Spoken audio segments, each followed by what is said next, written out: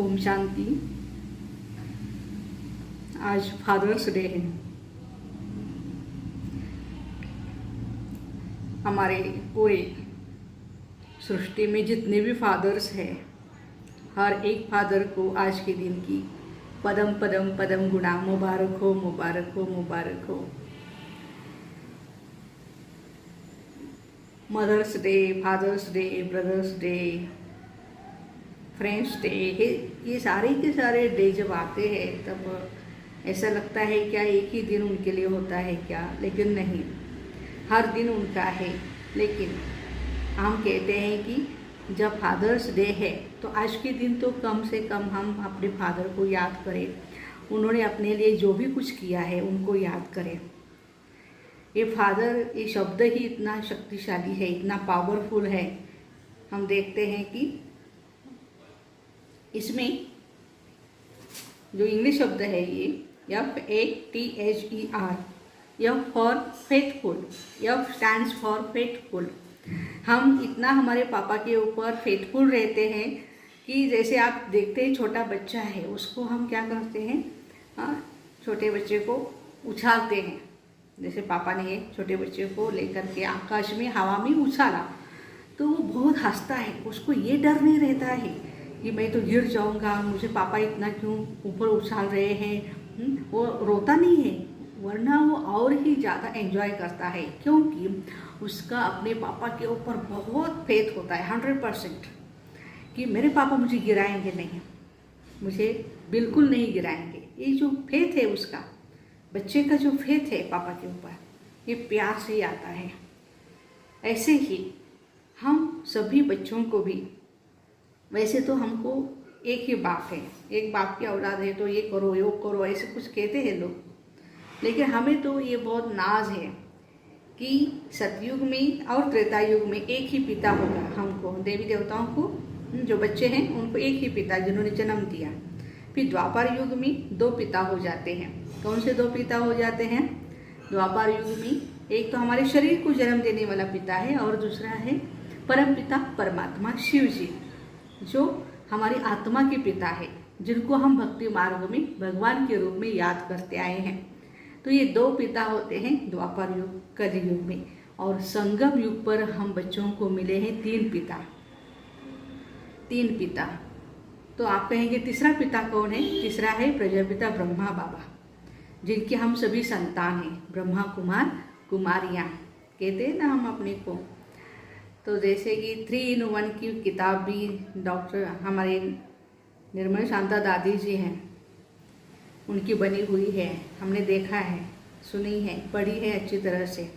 कैसे ब्रह्मा बाबा की पुत्री होते हुए ब्रह्मा बाबा ही उनके लौकिक भी पिता है, अलौकिक भी पिता है, और फिर शिव बाबा तो पारलौकिक पिता है ही है।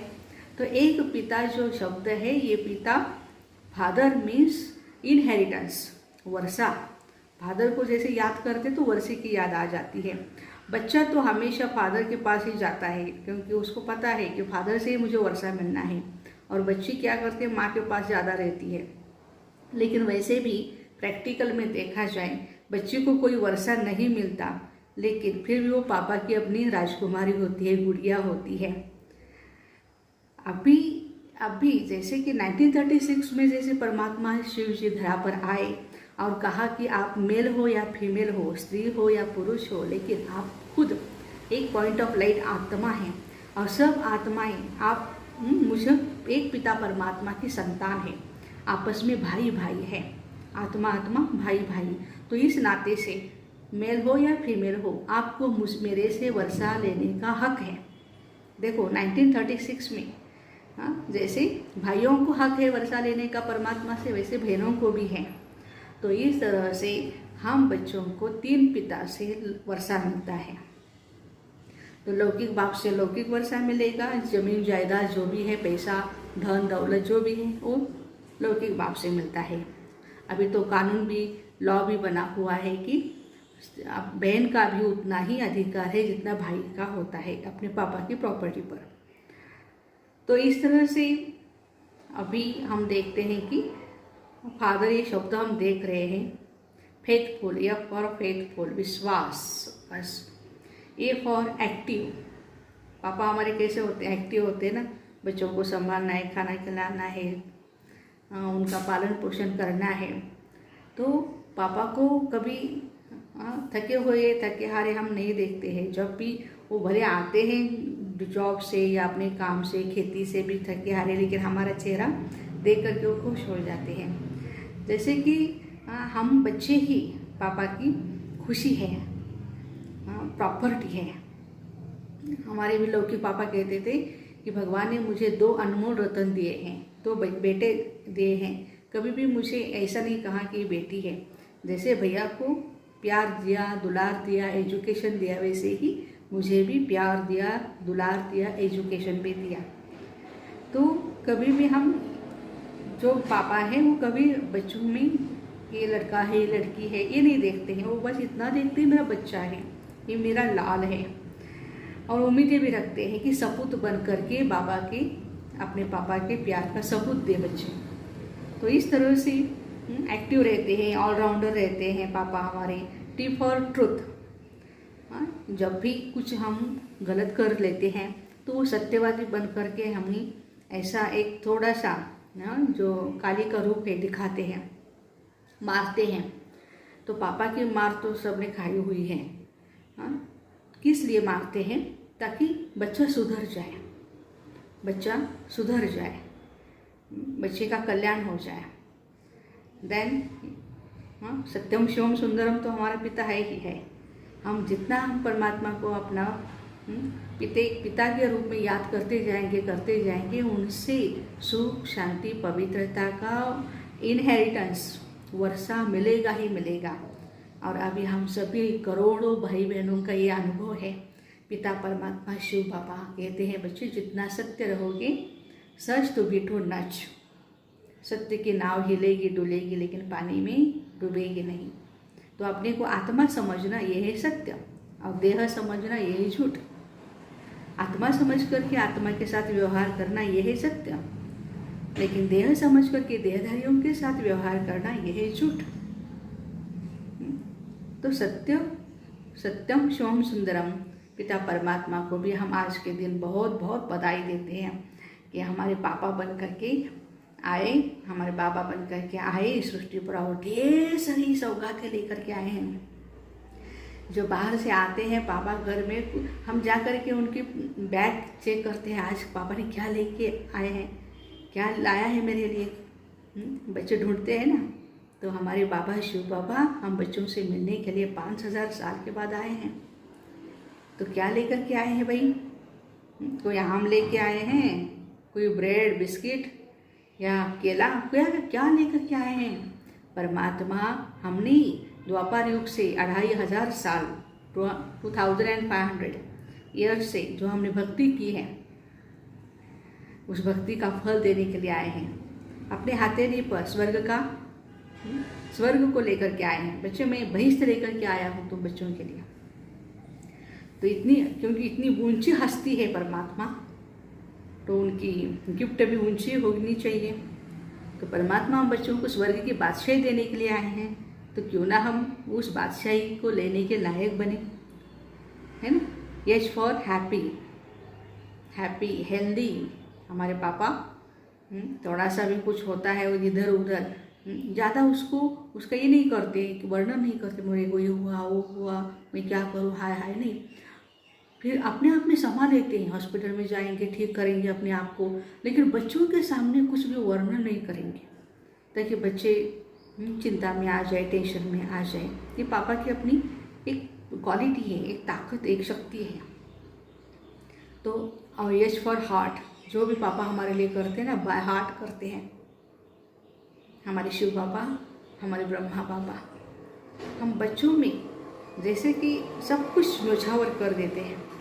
बस दिल से कहो मेरा बाबा, दिल से कहो, ऐसे नहीं ऊपर ऊपर कोई प्रॉब्लम आए और तब भगवान को याद करें, नहीं, दिल से कहें मेरा बाबा, तो दिल आराम, अपने दिल में आराम करने के लिए आ जाएगा। जानकी दादी हमेशा कहते थे, जब भगवान भक्तों की सेवा करके थक जाता है ना, तो मेरे दिल में आकर के आराम करता है। तो मैं चेक करती हूँ मेरा दिल कितना साफ सुथरा है, स्वच्छ है। कोई बड़ा मेहमान आता है तो हम क्या करते हैं, बड़े मेहमान को हम देखते हैं कि वो उसको हम बहुत अच्छा उसका इंतज़ाम करते हैं, वो अच्छी तरह से रहे, खाए पिए। तो भगवान तो इतनी बड़ी हस्ती है, हमारे लिए खास आई हुई है। तो हार्ट हमारे दिल में, जैसे हनुमान जी ने जैसे कहते हैं ना, सीना फाड़ करके दिखाया था कि मेरे सीने में कौन है, श्री राम श्री सीता बैठे हुए हैं। इस तरह से ही हम भी, हम तो सीना नहीं फाड़ेंगे, इतनी ताकत नहीं है, लेकिन फिर भी कोई हमारे दिल अंदर झाँक करके देखे तो बाबा के सिवाय और कोई भी दिखाई ना दे। देन ई फॉर ईगोलेस, इतना बहुत कोई पंत प्रधान भी हो ना पापा, कोई बड़ी पोस्ट वाला हो ना, फिर भी घर में बच्चा कहेगा पापा पापा आप घोड़ा बन जाओ, मैं आपके घोड़े पर बैठ जाऊंगा, सवारी करूंगा। तो पापा ये भी भूल जाता है कि मैं इतनी बड़ी क्वालिटी वाला या बड़ी हस्ती वाला आदमी हूँ और ये बच्चा मुझे क्या कर रहा है। नहीं, दाढ़ी होगी तो दाढ़ी से भी खेलेगा बच्चा, बाल भी बाल से भी खेलता रहेगा, क्योंकि वो बाप है और बच्चा है, इतना क्लोज रिलेशन है उनका। तो बाप को कभी भी ऐसा नहीं लगता है, बिल्कुल निरहंकारी होकर के बाप अपने बच्चों की सेवा करता है। बल्कि कभी कभी बच्चे भी गलत रास्ते पे चले जाते हैं, लेकिन बाप को लगता है कि मेरे बच्चे सही रास्ते पे आ जाए। कोई शराब पीने वाला शराब पी करके रास्ते पर पड़ा हुआ हो तो भी बाप उसको उठा करके घर ले आएगा, खाना खिलाएगा उसको, क्योंकि बाप है, बाप का प्यार है। आर फॉर रिस्पॉन्सिबल, बहुत जिम्मेवारी से पापा हमारी जिम्मेवारी निभाते हैं अपने बच्चों को। देखो ना, ऐसे पापा को हम बिल्कुल इतना सा भी हम दुख न दें, वाणी के द्वारा या अपने कर्मों के द्वारा हम बिल्कुल दुख न दें, क्योंकि उन्होंने बहुत कुछ सहा हुआ है हमारे लिए। खुद वो फटा हुआ बनियान पहनेंगे लेकिन हमारे लिए अच्छे अच्छे कपड़े लेकर के आएंगे, खुद वो भूखे रह जाएंगे लेकिन हमारे लिए अच्छा अच्छा खाना लेकर के आएंगे, हमारा अच्छा अच्छा इंतज़ाम करेंगे रहने के लिए, खुद चटाई पर सो जाएंगे। ये त्यागी तपस्वी मूर्त है हमारे पापा।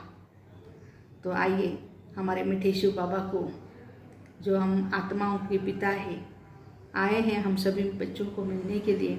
अपनी मुरली भी रोज़ सुनाते हैं, तो हम मुरली भी सुने और बाबा जो कहे उसको श्रीमत कहते हैं, उस श्रीमत को हम अपने जीवन में धारण करें।